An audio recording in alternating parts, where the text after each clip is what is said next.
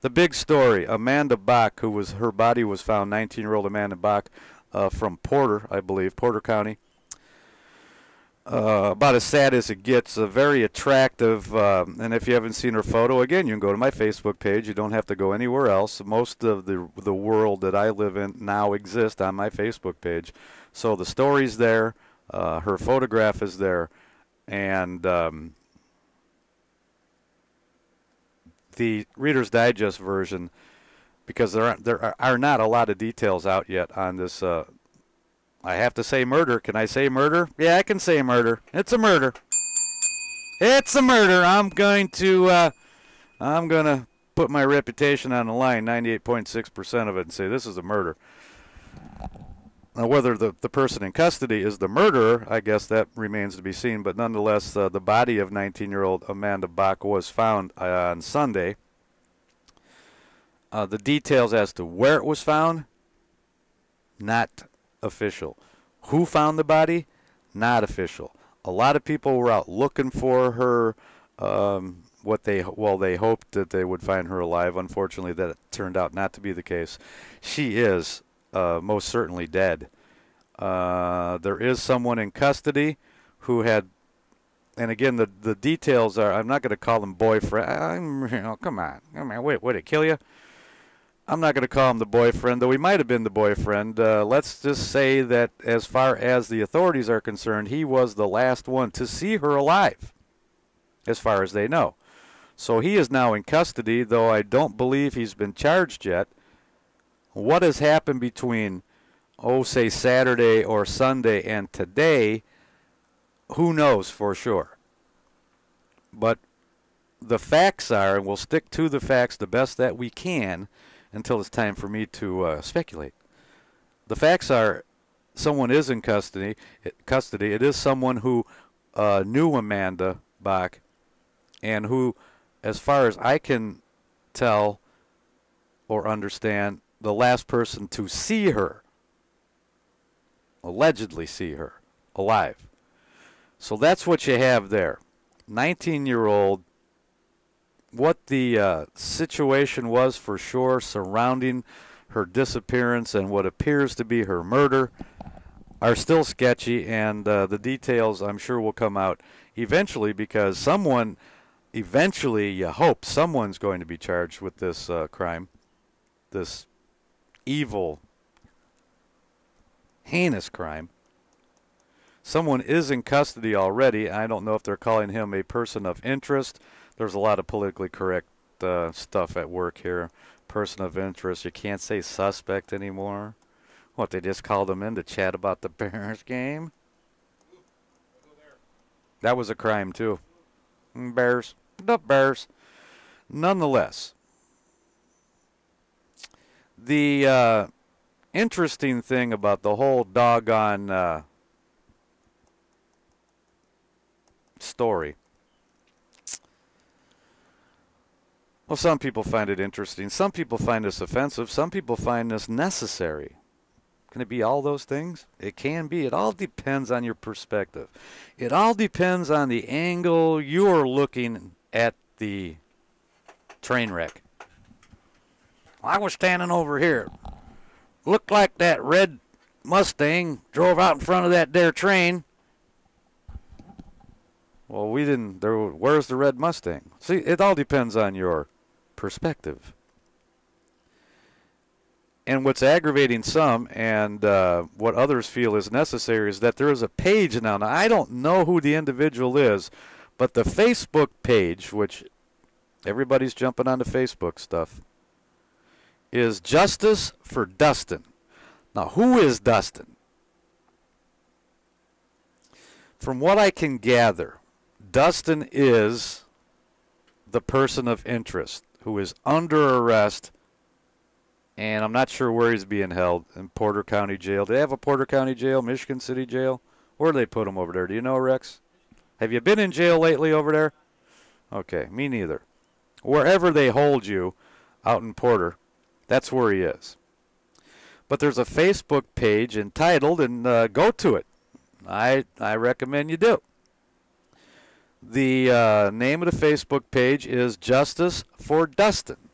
Someone claims that already Amanda's mother has, or not Amanda's mother, but this alleged Dustin, his mother has had something to say about this situation. And you can go there and read it, but that's not what I need to do. I looked at a couple, and I posted my little post on there, basically saying if you really want to hear how this stuff goes down, you listen to the Region Underground tonight on AM 1230 WJOB, which is what you're doing. Do you have that right page now up over there, Rex?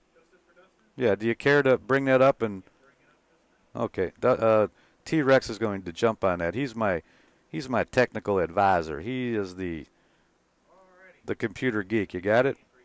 You got it? How many do you have the same picture that I saw with him sitting around on a bench playing a guitar?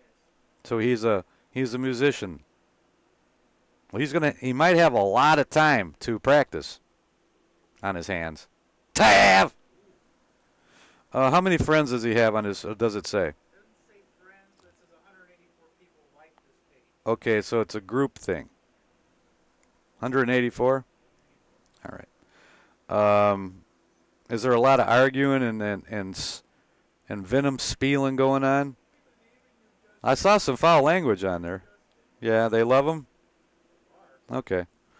Well, what I have to say is this, and it's going to be unpopular, and it's never as simple or simplistic as you hope that it could be.